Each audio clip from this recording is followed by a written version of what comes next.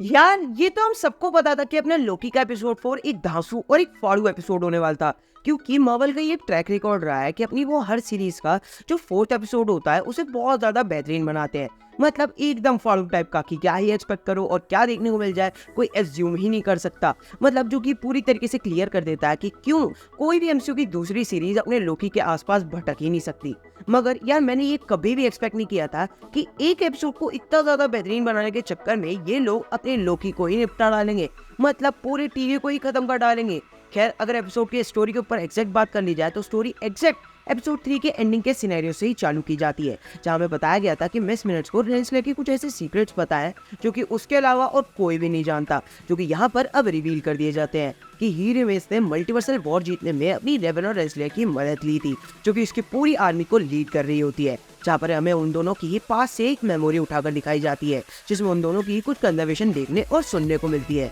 जो कि अगर आप ध्यान दोगे तो ये पूरी कन्वर्सेशन हम पहले भी इसी सीजन के फर्स्ट एपिसोड में लोकी को सुनते हुए देख चुके हैं, जो कि टीवी के पास के वॉर रूम में अपने एक रिकॉर्डर से सुन रहा होता है, जहाँ आगे चलकर हमें दिखाया जाता है कि कैसे मिस मिनट्स के साथ मिलकर अपने ह्यू रेवेंस ने रेंसले को धोखा दिया था उसकी सारी मेमोरीज वाइप करके, जिससे ह्यू रेवेंस अकेला ही टीवी पे राज कर सके। मतलब हमें यहाँ पर फिर से वही पार्टनरशिप वाली चीज दिखाने को मिल रही है, जिससे प्रूव होता है कि कैंग का कोई भी वेरिएंट पार्टनरशिप पे कभी भरोसा करता ही नहीं, क्योंकि रेंसले कैंग के साथ मिलकर ही टीवी पे राज करना चाहती थी, तो इसलिए कैंग ने उसको ही रास्ते से निपटा डाला। खैर इन सारी चीजों के बाद अपनी रवोना उन सारी चीजों कन्वर्सेशन को सुनकर मिस मिनट्स के साथ मिलकर डिसाइड करती है कि हम औरतें भी कुछ कम नहीं है, हमें ह्यू रेवेंस की कोई जरूरत नहीं है टीवी पे राज करने के लिए। मतलब जो काम अपने ह्यू रेवेंस ने टीवी पे राज करने के लिए हम सबसे करवाया था वो सब हम अकेले भी कर सकते हैं टीवी को रूल करने के लिए। मतलब साफ साफ है ये हमें यही बताना चाह रहे हैं कि औरत को कभी भी मर्द पर डिपेंडेंट होना ही नहीं चाहिए। मर्द बड़ी कमीनी जाती होती है, वो कभी भी धोखा दे सकता है। खैर आगे फाइनली विक्टर टाइमली टीवी पहुंचता है और अपनी इतनी बड़ी बड़ी क्रिएशंस लाइक पूरे टीवी को देखकर शॉक रह जाता है, ऐसे हैं ये सब मैंने बनाया है। जहाँ आगे लोकी और मोबियस उसे ओबी के पास लेकर जाते हैं, जहाँ अगेन हमें बढ़िया सा एक टाइम लूप देखने को मिलता है अपने ओबी और अपने टाइमली के बीच, जिस लूप को आप ग्रैंडफादर पैराडॉक्स का नाम दे सकते हो। जहाँ विक्टर बोलता है कि उसने ये सब कुछ अपने ओबी के लिखे टीवी की गाइड बुक से सीखा होता है, और ओबी बोलता है कि उसने ये सब अपने 70s के एक इन्वेंटर विक्टर टाइमली से ही सीखा है। तो यहाँ पर ये भाई बहुत बढ़िया सा लूप क्रिएट हो चुका है, जैसे कि हम यहाँ पर सब पहले अपने लोकी के साथ होते हुए देख चुके हैं। जहाँ ओबी की तरफ से हमें एक बहुत बढ़िया एक snake eating its own tail का एग्जांपल सुनने को मिलता है, जो कि मैं पहले भी अपने लोकी के ट्रेलर के ब्रेकडाउन में बता चुका हूँ कि जो ओबी का नाम ऑरबोरस है वो एक सिंबल को रिप्रेजेंट करता है, जिससे कि एक स्नेक खुद की पूंछ खा रहा होता है, जिसको अगर आप ध्यान से देखा जाए तो भाई ये पूरी तरीके से लूप बना रहा होता है, एक सेल्फ डिस्ट्रक्शन का लूप। देन ओबी यहाँ पर पूरे लोगों का प्रॉब्लम एक्सप्लेन करता है कि कैसे उनको लूम की और लूम के अंदर के सर्कल्स की कैपेसिटी बढ़ानी होगी,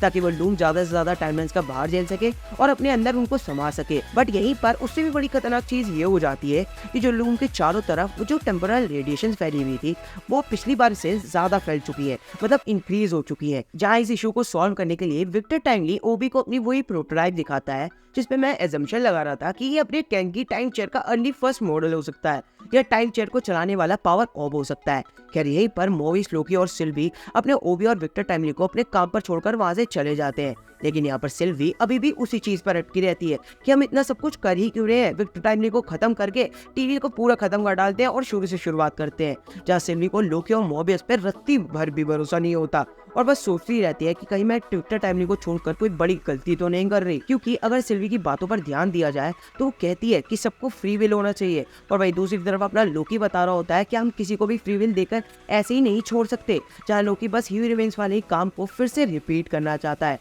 बस एक थोड़े बेटर वे में। और जब दूसरी तरफ B-15 अपनी जनरल डॉग्स और उनके मिनट्समैन को समझाने आती है कि कैसे वो सब हर एक टाइमलाइन को बचाना चाहते हैं और जिस तरह वो पहले काम करते थे उसको चेंज करना चाहते हैं और कुछ भी नहीं। पर वहीं पर जनरल डॉग्स अपनी जिद पर रहकर टीवी को बचाने की कोशिश कर रही होती है। तो बस यहाँ पर B-15 को सलाह देती है कि हम सब टीवी की भलाई ही चाहते हैं, तो हम सब मिलकर काम क्यों नहीं कर सकते। और जैसे ही B-15 उनको सोचने के लिए थोड़ा टाइम देकर वहाँ से निकलती है, तभी वहाँ टाइम डोर से रेवोना और मिस मिनट्स वहाँ एंट्री मार देते हैं, जहाँ पहुंचते ही रेवोना डॉग्स को अपने पूरे प्लान के बारे में एक्सप्लेन करती है, जहाँ रेवोना उनको बोलती है कि वो सब उसकी हेल्प करे टीवी को टेक ओवर करने के लिए, जिसके बदले में वो उन सबको टाइमलाइन पे उनकी पूरी की पूरी लाइफ वापस लौटा देगी और अदरवाइज या उनको सबको मार डालेगी। जहाँ ब्रैड को छोड़कर कोई भी उसके प्लान के लिए रेडी होता ही नहीं, तो हमें देखने को मिलता है इस पूरे एपिसोड का नहीं इस पूरी लोकी सीरीज का सबसे दर्दनाक सीन, जहाँ मिस मिनट्स वहाँ खड़े हर एक बंदे को टाइम क्यूब से क्रश कर देती है। लिटरली आप मिस मिनट्स को इन सीन को एंजॉय करते हुए भी देख सकते हो, वो भी एक क्रीपी रिएक्शन के साथ। लिटरली अगर आप इस सीन को ध्यान से सुनोगे तो यहाँ पर आपको हड्डियां तक क्रश होने की आवाज आएंगी। जहाँ आगे मोबिस कॉफी पीते पीते ओबी और विक्टर के पास पहुंच जाता है वही लूम वगैरह के अपडेट्स लेने के लिए, बट यहीं पर एक इंटरेस्टिंग डिटेल ये निकल कर आती है कि अपने विक्टर की नजर सीधा अपने मोबिस की कॉफी पे जाकर अटक जाती है। सिंस विक्टर 1800 से है तो उसके लिए ये चीज बहुत ज्यादा सरप्राइजिंग थी कि कॉफी जैसी चीज इतनी आसानी से इतनी जल्दी वो भी एक मशीन से कैसे बन जाती है। तो यहाँ पर वो चीज उस बंदे के लिए थोड़ा एक्साइटेड फील करवा देती है, जिस एक्साइटमेंट में विक्टर उस कॉफी के मशीन को देखने पहुंच जाता है, जहाँ पर ब्रैड चालाकी से उसे पकड़कर रेवोना और मिस मिनट्स के पास ले आता है ताकि मिस मिनट और रेवोना अपने लोकी के सारे प्लान्स को जान सके। जहाँ पर मिस मिनट्स अपने पूरे टीवी को अपने कंट्रोल में ले आती है, मींस अब टीवी में एक भी पत्ता भी भाई मिस मिनट की इजाजत के बिना हिल ही नहीं सकता। लेकिन एक सेकंड,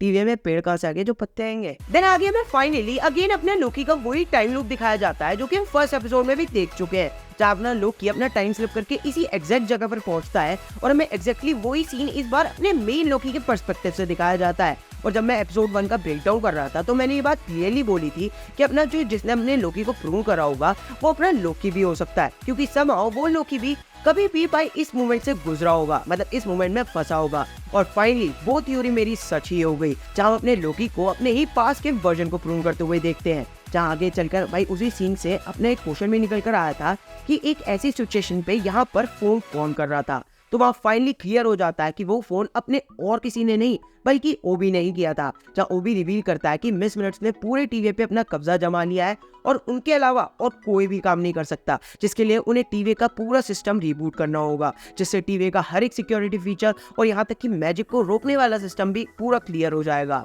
तो बस यहाँ पर वो सिस्टम रिबूट होता है तो मिस मिनट्स ग्लिच होते हुए फाइनली बंद हो जाती है, और जहाँ फाइनली लोकी और सिल्वी दोनों ही टीवी में अपना मैजिक इस्तेमाल भी कर सकते हैं, जिस मैजिक को हेल्प लेते हुए सिल्वी ब्रैड का माइंड कंट्रोल करके रेवोना को पूर्ण करवा देती है और दोनों ही विक्टर को वहाँ से भगा ले जाते हैं। जहाँ टेम्परल लूम के रूम में एंट्री करते ही सब लूम वगैरह का गेट वगैरह ओपन करके विक्टर टेम्परल लूम को बाहर जाकर ठीक करने का फैसला करता है और बाहर जाते ही उन हैवी रेडिएशन के कारण विक्टर का फालूदा बन जाता है। और अगर आपको याद हो तो ऐसे ही कुछ सीन हम पहले भी रीड रिचर्ड्स के साथ होते हुए देख चुके हैं, और जहाँ पर कॉमिक्स में कैंग रीड रिचर्ड्स का ही डिसेंडेंट होता है, मतलब पर पता नहीं कितना दूर का पोता। तो हाँ, दोनों काफी नजदीकी रिलेटिव्स का कुछ सिमिलर ही हाल हुआ है, वो देखना इंटरेस्टिंग था। देन एंडिंग में हमें दिखाया जाता है कि पूरे प्रॉपर न्यूक्लियर एक्सप्लोजन के बाद पूरा लूम डिस्ट्रॉय हो चुका है, विच मींस मल्टीवर्सल वॉर होने के और चांसेस बढ़ चुके हैं, जिससे पूरा टीवी डिस्ट्रॉय हो चुका है। तो अब देखा जाए तो ये एपिसोड बहुत ही बड़े एक क्लिफ हैंगर पे खत्म होता है, क्योंकि अब इसके नेक्स्ट एपिसोड में क्या होगा ये अज्यूम करना एक नेक्स्ट इम्पॉसिबल चीज हो चुकी है।